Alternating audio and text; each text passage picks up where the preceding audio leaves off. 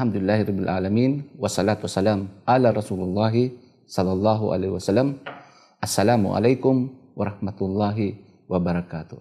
Magandang araw po sa inyong lahat at kami po ay bumabati sa inyo sa ating po mga taga-subaybay sa araw na ito na sinasabi po natin sa pagbati ng Islam na sinasabing Assalamualaikum warahmatullahi wabarakatuh.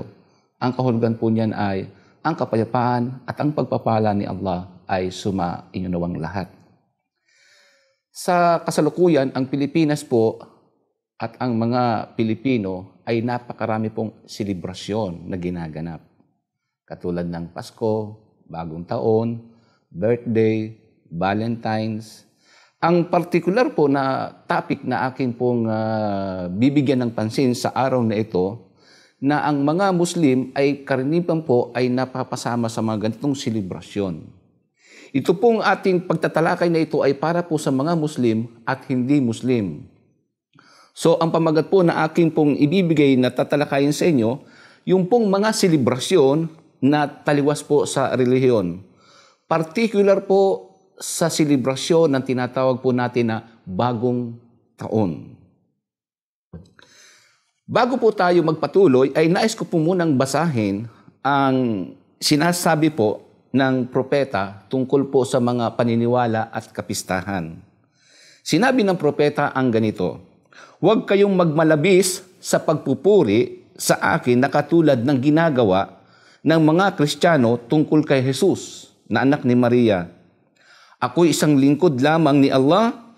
Sabihin niyo lamang na si Muhammad ay isang sugo ni Allah at kanyang lingkod. Iwasan ang pagtaliwas sa pananampalataya sapagkat ang pagtaliwas ay isang uri ng kamalian."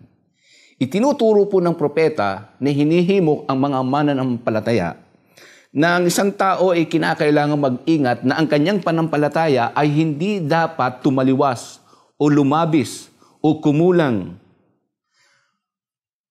Ganito pa po ang karagdagang sinabi ng propeta tungkol sa mga bagay na ito. Ang sabi niya, ang mabuting salita ay ang kasulatan ni Allah at ang mabuting pamamaraan ay yaong gawa ni Muhammad. Ang kapayapaan ay sumakanya.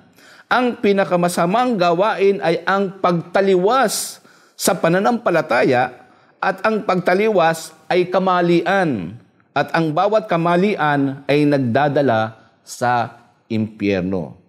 Nais ko pong bigyan dito ng pansin yung salitang ang kamalian ay nagdadala sa impyerno. Pero paano natin malalaman na ito nga ay mali o tama? Sinabi ng propeta na ang mabuting salita ay ang kasulatan ni Allah. Kung hindi, yung mga revelasyon na ipinahayag ng propeta Muhammad, ang kapayapaan ay sumakanya, at yung pinakahalimbawa na itinuturo po ng propeta. Sa isang bahagi pa sa sinabi ng propeta ay ganito, sino mang makitulad sa mga tao, yung mga hindi po mananampalataya, kung magkagayoy, siya ay kabilang sa kanila, yung mga hindi mananampalataya. Kaya kung ang isang mananampalataya po o ang isang Muslim, siya ay sumama o tumutulad sa gawain ng hindi mananampalataya, ang sinabi po ng propeta, siya ay kabilang sa mga iyon. Kahit sabihin niyang ilang beses o ilang libong beses na sinasabi niyang siya ay Muslim, ngunit ang kanyang mga gawain ay ginagaya niya, ang gawain ng mga hindi mananampalataya o hindi mga Muslim, siya ay kabilang doon. So, hindi po dito pinapakinggan kung ako ay Muslim dahil sa akin sinasabi, kundi ang binibigyan po ng pansin ay kung ano po ang ginagawa ng isang tao.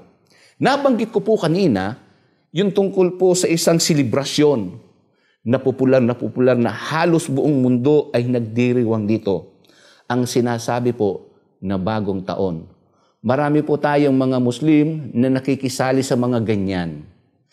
At ang pagtalakay na ito, hindi lang para sa mga Muslim, kung hindi man din sa mga kababayan po natin na nasa panig ng Kristyanismo. Una sa lahat, kailan nag-umpisa ang tinatawag na Bagong Taon o New Year na sinasabi natin, na pinagdiriwang natin? Kung pag-aaralan natin, ang Romano Katoliko, noong unang panahon ay hindi po sumasama sa ganitong gawain sapagkat ang imperyo ng Roma ay may ganito ng gawain ng pagdiriwang ng tinatawag na bagong taon. Ngunit ang simbahan sa panahong yun ay hindi po sumasama sa ganitong gawain. Sa halip sinasabi nila ito na ito ay gawain ng mga pagano. Sapagkat wala pa ang Kristyanismo, ang mga pagano sa Roma ay ganito na po ang kanilang paniniwala at selebrasyon. At noong Middle Age, ang simbahan o ang Katolisismo, ang Kristyanismo, ay lagi nilang ino-oppose pa rin ang selebrasyon na ito. Na January 1st ang selebrasyon ng tinatawag na bagong taon.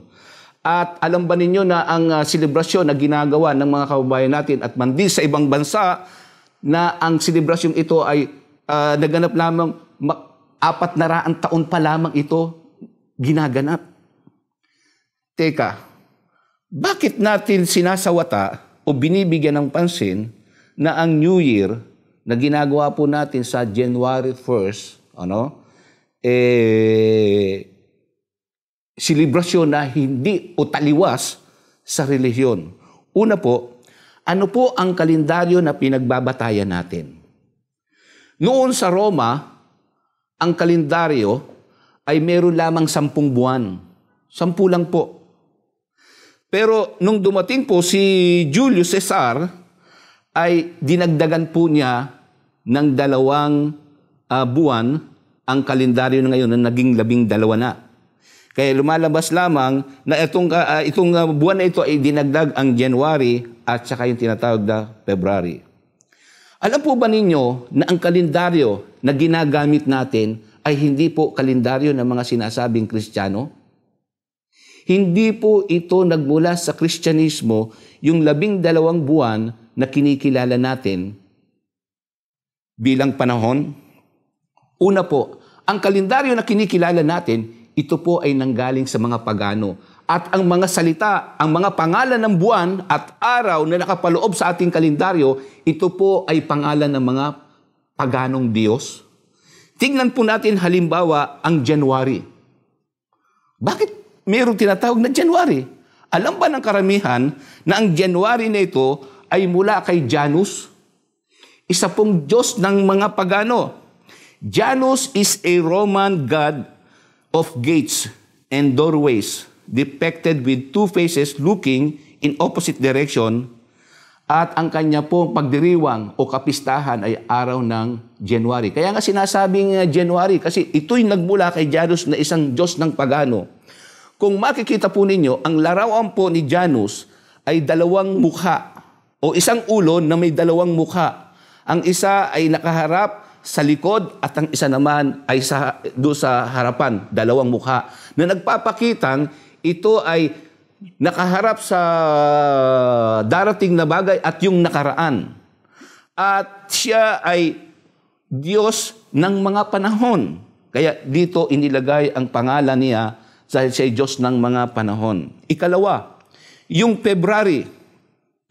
Si February, ito po yung buwan na ito, itong panahon na ito ay tinatawag na February dahil ito po ay Roman Festival of Purification. Naniniwala sila sa February 15, ito po ay panahon ng paglilinis. Ito po ay selebrasyon na ginagawa o buwan na ginagawa ng mga pagano noon para sa kanilang paglilinis ng kanilang mga sarili. Ikatlo, yung sinasabi po nating March. Ito po ay nagmula kay Mars.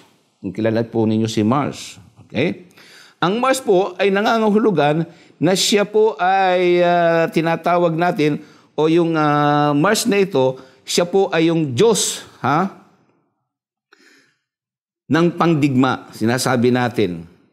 Si Mars, isa rin sa mga kinikilala ng mga Diyos-Diyosan ng mga pagano. April, yung sinasabi po, ang original po nito si Aphrodite, is a Greek goddess of love and beauty. She is identified with the Romans goddess Venus. Kaya ito pong bagay na ito, si April, mula po kay Aphrodite, mga Diyos ito ng mga pagano. Ang May, ito po ay mula sa Diyos-Diyosan na si Maya. Siya po ay Diyos-Diyosan ng mga pagano noon. Si Juno, yung June, si Juno po yun.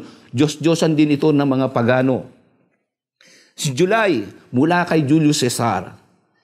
Dito rin kinuha ang pangalan ng buwan na ito na sinasabi na July, mula kay Julius Caesar.